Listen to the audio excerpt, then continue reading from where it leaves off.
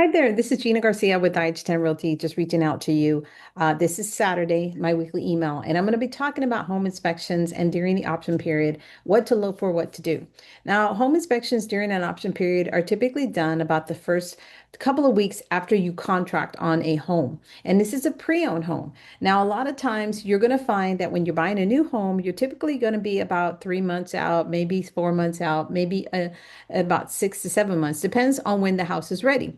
But on a new home, you typically don't do the home inspection until like a week or so, 2 weeks before the closing. So it's a little different with your new homes because your new home is not completely ready. So you want your new home to be somewhat ready so that your inspector can go in there and do that full inspection and check if there's any issues. Now, when it comes to pre-owned homes, you are actually doing the inspection 2 weeks into the deal. Okay. So you signed a contract, you got the terms, everything's agreed upon, the sellers agreed, you like the terms. Now you go into option period, and that's when your inspection is required. Okay. Inspection is optional. You do not have to do one, but I never tell my buyers to bypass it. Inspection is so important because you don't know anything about the house. You've never lived in it. You have no idea what is going on. And even sometimes the sellers don't even know something's going on. So an inspection is going to be really good to take a look and see what is happening in the home and bring up those issues so that we can get those things fixed. Or if the house just has too many issues, then we need to walk away. Okay. So I'm going to show you, this is the calendar I showed you the last time.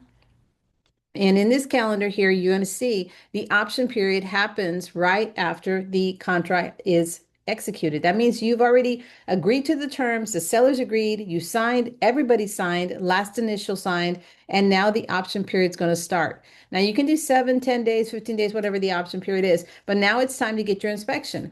I always tell my buyers, hurry up, hire an inspector, at least in the first couple of days of your option period. Let's not waste any time because we want time to look at the inspection. We want time to negotiate for any repairs or anything that could be pertinent that we really need to go back and forth on to make sure that you're happy with the home. Okay. So this is your option period right here. And this one is an example of a 7 to 10 day option period.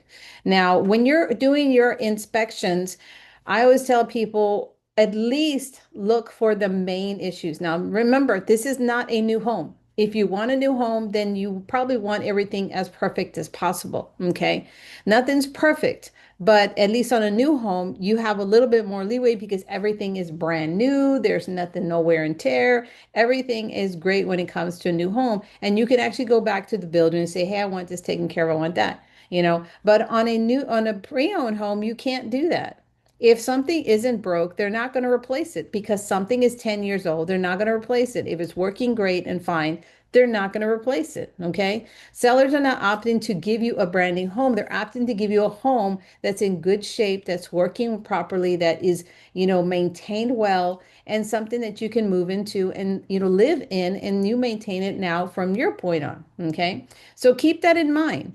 An option period does allow you to look at the house, but it's not about looking for everything brand new. So things I tell people to look for is the roof. How old is the roof? How is the roof in bad shape? Is it more than 10 years old? Because you're going to have to look for insurance to make sure that it can be insured and can be insured to replace the 100% or at least 90% of it. Okay. You want to look at the AC, make sure the AC is doing well. If not, we're going to have to get a warranty for the AC so that in the event the AC does actually break down after you move in, at least your warranty can cover the fact of a replacement cost. Okay. You also want to look how old your water heater is. You want to look at any plumbing issues, if there's any leaks or anything going on, or maybe there's like, pressure in one side of the house and no pressure on the other side. So you want to look at your plumbing. You want to look for termites to see if there's any termites, because if there's termites, we're going to have to get treatments and we can ask the seller for all that. You've got electrical to make sure electrical's in good shape. So you've got your roof, you got your plumbing, you got your electrical, you got your termites, structure. You want to make sure there's no foundation issues. Foundation issues can be repaired. But when you're buying a home and you have a foundation issue that's there existing, that could be a big problem because, first of all, foundation does cost several thousands of dollars to repair. So you want to make sure if you are opting because you love the floor plan, you love the house, but it has a foundation issue, we got to make sure that the seller is going to take care of that. Now, of course, as we're looking at houses, I'm going to see a lot of these red flags already. So I'll be able to tell you that and tell you if it makes sense to even move forward on an offer on a house like that. Because most people that buy houses like that are usually investors or people who have the means to get that repaired on their own. Because I guarantee you, you're looking at a house like that, sellers selling it that way, they don't have the money to repair it, and they're going to say sell it as is. They'll drop the price, but the problem is you can't get it fixed and repaired until, or you can't buy the house until you get it fixed and repaired. And so that means if you want to buy the house in 45 days, now you got to go spend an extra 10 to 15,000 or more to get that foundation repaired. I don't think that makes a lot of sense. That's a lot of money out of your pocket. And if you don't have a seller that's agreeing to wanting to do any repairs, then it's kind of you're footing the bill. And I really don't think that's a wise choice to even go that route. So, so when you're looking at, anything with inspections and you're looking at the inspections, the biggest things to look for, like I said, are the roof, okay? The electrical, making sure the electrical is in good shape, making sure the plumbing, there's no major plumbing issues, making sure the structure is good, and there's no major, foundation issues or anything like that. Um, the appliances are fine. They don't have to be brand new, but they have to be in working order. When you're looking at pulling up carpet or doorknobs don't work, things like that, or maybe the paint's a little off, things like that. Maybe a broken window might be a problem. We want to go ahead and negotiate for that to get that replaced.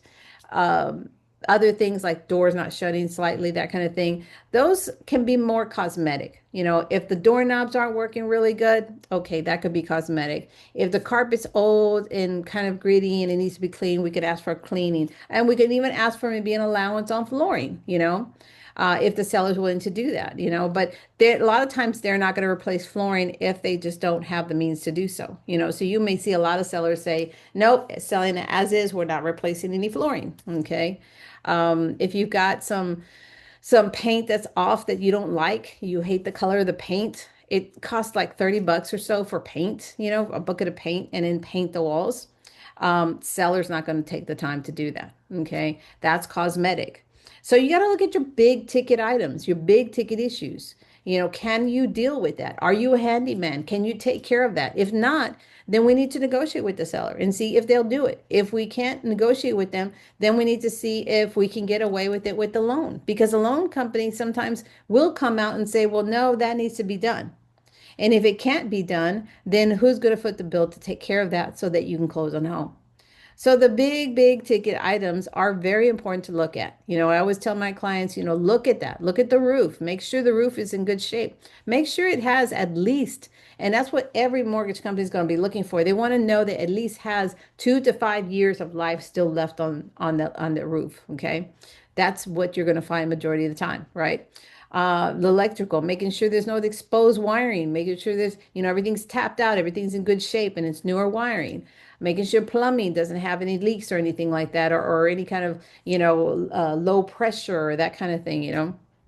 And then you've got your structure, like I said, cracks everywhere, cracks, going on, movement of the house, there's swaying or the doors kind of slide, and you can tell that when you try to close it, the doors kind of slide. That can be some indication of some kind of foundation, some kind of foundation issues going on. Now, it doesn't mean every time that's going to be foundation. I've had a house one time that had the same thing where the doors kind of slid closed and stuff. We found out the foundation was not cracking, it was tilting. And it still passed, but it was just kind of crazy how the foundation just tilted. Now, of course, that mean that's safe? Well, not really, but you get a foundation company out there and all they say is, well, it's tilting, it's not cracked. So the foundation is still settling, it's still doing its thing, it's still holding the house together. I don't know how secure how that secure that sounds, but some people still buy it because it can pass the inspection. Okay. So there's certain things that you're looking for. You're looking for cracks, that could be like a 1/4 inch thick. If it's that, wide, then of course there may be a problem. It may be a foundation issue. And then if you look at line cracks through the corners of the doors, that you see a lot of times that go like a spider kind of thing. a lot of times that's shifting. The ground is shifting. When it gets really, really hot, ground shifts. And if you don't water your yard, you don't water around your foundation, that foundation is cement and is going to crack. And when it cracks, it makes the house shift. And the same thing in the cold weather. When it's super, super cold, if you're not doing at least a little bit of watering, it's going to make that foundation crack and it's going to move it. Okay. Because the ground expands and contracts. And when it does that, if you don't have enough moisture in your foundation, that foundation will crack. So there's some maintenance to this foundation that you have to do so you make sure over the years you don't have any major foundation issues. So those are just things that you want to know as a homeowner, okay? So, and then termites. Termites is an easy fix. I had a house that had some major termites in the back, the whole back of the back house. We had a termite guy go out there, treat the whole back area, and repair all the wood in the beams to make sure that it was sturdy. And it was fine. It was $1,000 repair, but we got it done. Okay. So termites can be fixed, but that's something I always put back on the seller to do because that's their responsibility. Okay. So those are things I look for when it comes to inspections. I don't look for carpet. I don't look for paint. I don't look for how nice the fixtures are or the doorknobs. I don't look for little things like that. I look for the big issues when it comes to a pre-owned home because I want to make sure that pre-owned home is at least sturdy. And then if there's an AC that's old, it's about 10 years old, maybe 5 years old, 10 years old, I don't know. And it looks like it has a lot of like some life left on it, but yet it's an older unit. I will do a warranty. I will do a warranty and I will find the warranties that have the highest replacement cost for an AC. And that way, if that AC goes out, now you have a warranty will kick in if that AC goes out. Okay. So these are things to look for. This is what you want to do when you get a home inspection. It's a lot more than just getting a home inspection and say, oh, yeah, it looks fine, good, whatever. There's a lot to look at, but you want to make sure when you get that inspection, you identify everything yours is important to you and you make sure that you're going over that with your agent and you are negotiating what you need to negotiate. The big ticket items, like I said, the big ticket items, cosmetic is stuff you can do over time, you can do as you move in, but those big ticket items are going to be costly and it's at least good enough to get in there and then you can start making that house the way you want. You can do the things you want to do to update it, okay? So keep in mind, an inspection is not foolproof. Even if you do an inspection and everything's great that day, you can get into a home, move in, be in there for 6 months, and all of a sudden your AC just goes completely out. Things happen. It does happen. Okay. You could go in there and all of a sudden your dishwasher goes out. All of a sudden your sink is leaking at the bottom. I mean, it just happens. That nothing is perfect. Okay. But at least you have a home warranty. You have your home insurance that can cover if there's any problems. And that's why those things are important to look for. When you're actually paying attention to what your inspection says, you know what type of insurances you can get, what type of warranties you need to get. And then that's where I come in to negotiate with the seller to get certain things for you. Okay. So hopefully this helps. This is a big thing, but take notes, keep this handy because you will be out there looking at houses and you need to know what you're looking for. Okay. So have a wonderful evening, have a wonderful weekend, and call me if you have any questions. Gina Garcia with IH10 Realty. Thank you. Bye bye.